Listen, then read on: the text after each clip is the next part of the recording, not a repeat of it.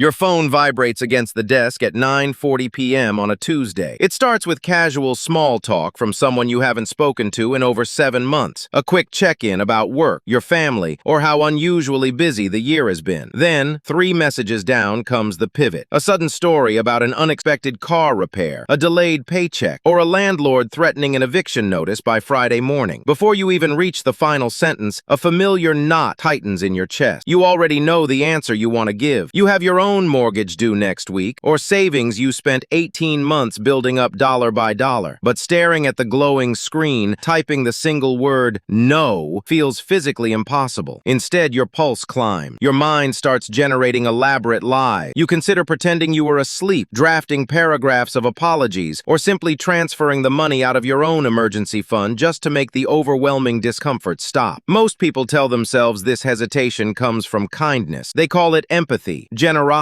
or simply being a good friend. It is none of those things. What happens in that room has almost nothing to do with charity. It is a deeply wired psychological reflex rooted in fear, evolutionary survival, and an unspoken emotional contract you never agreed to sign. To understand why refusing someone feels dangerous, look at what money actually becomes when it enters a personal relationship. Between strangers, currency is straightforward. When someone on the street asks for spare change, walking away carries a brief moment of awkwardness, but the feeling disappears within 30 seconds. There is no shared history. There are no mutual friends. There is zero fear that walking away will alter your reputation. When a brother, a lifelong friend, or a cousin asks for $800, the entire nature of the interaction shifts. The conversation stops being about numbers on a ledger and becomes an aggressive test of loyalty. In that exact second, your brain calculates 2 competing costs. The first cost is purely economic. Transferring that money damages your financial footing. You lose your safety cushion, take on someone else's risk, and delay your own goal. The second cost is social and emotional. If you say no, how will they talk about you when you leave the room? Will family dinners turn icy? Will the group chat quietly move to a new thread without you? Will they label you selfish, arrogant, or cold? For hundreds of thousands of years, human beings survived exclusively within small, tightly knit tribes. In that environment, social rejection wasn't just unpleasant, it was a death sentence. Being pushed out of the circle meant starvation, exposure, and vulnerability to predators. Your nervous system still operates on that primal hardware. When a friend corners you with a financial plea, your brain does not register an accounting decision. It registers a threat of tribal banishment. Handing over the money is not an act of charity. It is an extortion fee you pay to buy immediate emotional safety. Think about how this dynamic unfolds in everyday life. A friend sits across from you at a diner. Over the past year, you watch them buy expensive electronics, eat out at high-end restaurants, and ignore obvious warning signs with their career. Now they look at you with tired eyes and explain that they are 3 weeks behind on their car payment. They tell you it's just a temporary bridge until next month. You know their spending habits. You know their history. Every rational part of your brain is screaming that this money will never return. Yet, as the silence hangs heavy across the table, the social tension becomes suffocating. You pull out your phone, make the transfer, and for about 5 minutes, a wave of pure relief washes over you. The air in the room clears. They thank you with tears in their eyes, calling you the only real friend they have left. Then you get in your car to drive home alone. The relief vanishes instantly, replaced by a bitter, churning anger. You aren't just furious with them for putting you in that position. You are disgusted with yourself for caving in. Over the next few months, that resentment festers. Every time you see them post a photo from a weekend trip or order drinks at a bar, your blood pressure spikes. You start dodging their phone call. You feel awkward around mutual acquaintances. The exact relationship you surrendered your hard-earned money to protect is now slowly disintegrating under the weight of unspoken contempt. This is the central trap of financial people-pleasing. Giving in feels like the polite, peaceful option in the moment, but it is actually the most destructive choice you can make for a relationship. A clear, honest refusal creates 10 minutes of sharp awkwardness. An insincere, resentful yes poisons the connection from the inside out for years. Beneath the fear of conflict lies an even more pervasive issue: the identity of the responsible rescuer. Many people spend their entire lives building their self-worth around being the capable, dependable one. Growing up, maybe you were the child who managed the household stress. Maybe you learned early on that the only way to earn validation and love was to keep everyone around you comfortable, even at the expense of your own needs. When that mindset follows you you into adulthood, having money ceases to feel like personal security. It starts feeling like an unpayable debt you owe to everyone who is struggling. You experience a chronic wave of unearned guilt simply for being stable. If you have $10,000 in a savings account and someone in your circle has negative balances across 3 credit cards, an internal voice convinces you that your stability is unfair. You begin to feel responsible for fixing problems you did not create. Chronic borrowers have an almost supernatural ability to spot this guilt from a mile away. They rarely approach people with clear, unemotional boundaries. They do not ask the individuals who speak plainly and demand accountability. Instead, they gravitate straight toward the people who hesitate, over-explain, and apologize for their own success. When they approach you, they do not bring an amortization table or a realistic budget. They bring pure emotional chaos. They lay their crisis in your lap with absolute urgency, knowing your guilt will compel you to pick it up and carry it for them. Notice what happens when you finally decide to interrupt this pattern. When a healthy, mature person asks for financial assistance and receives a refusal, their reaction is grounded in respect. They may feel disappointed, but they understand that your earnings belong to you. They thank you for listening, respect your decision, and look for alternative ways to solve their dilemma. When a manipulative borrower hears no, the mask drops immediately. They do not accept the boundary, they attack it. They question how much money you spend on yourself. They bring up trivial favors they did for you 5 years ago. They accuse you of changing, of looking down on them, or of abandoning them when they needed you most. That reaction provides absolute clarity about what the relationship actually was. They were never asking for a voluntary favor. They were demanding entitlement. The second their respect is contingent upon your willingness to drain your bank account, you are no longer dealing with a friend or a partner. You are dealing with an emotional parasite. Breaking free from this cycle requires reevaluating what your money actually represents. Money in your bank account is not just arbitrary numbers on a screen. It is a physical manifestation of your finite time on this earth. It represents the hours you spent away from your family, the stress you absorbed at work, and the sacrifices you made to build a stable life. When you hand that money over to avoid a momentary argument, you are not being generous. You are literally letting another adult consume your life energy to bail themselves out of the consequences of their own choices. The next time an urgent request lands in your inbox or across a dining table, notice the physical panic rising in your body. Do not rush to fill the silence. Do not fabricate an elaborate story about unexpected home repairs or imaginary debt to soften the blow. When you offer an excuse, you simply give the other person an argument to dismantle. A calm, immovable boundary requires only a few clear words. I am not in a position to lend money. Let the words sit in the air. Allow the other person to sit with the silence and their own discomfort. You will quickly discover something deeply liberating. Other people's financial crises are not your life assignment, and you were never obligated to set your own world on fire just to keep someone else comfortable.